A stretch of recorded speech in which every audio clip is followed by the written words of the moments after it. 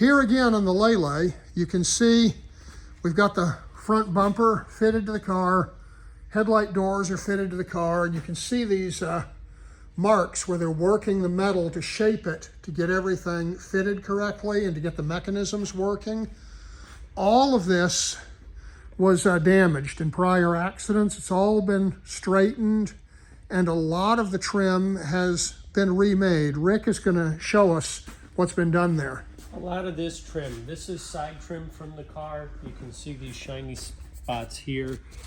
They all had holes where sheet metal screws were put through, holding all the trim on. That's not supposed to be. Supposed to be trim clips. Supposed to be clips. So, and we've put it back to that. And we've made all the new clips.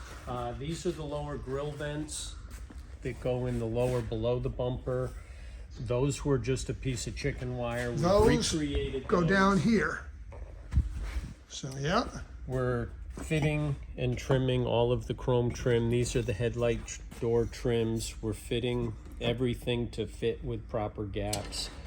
An interesting feature we found on this, I don't know if you can see it clearly, but there's an 87 there and an 87 there. This is chassis number 87.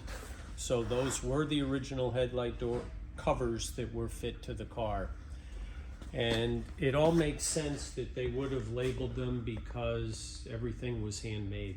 Yeah, everything was made to go together, and it's really cool. We're actually finding that all over the car and other panels. And even though we've had to do a tremendous amount of fabrication and rebuilding of panels, most of these components that you see in the image now are original to the car, though rebuilt.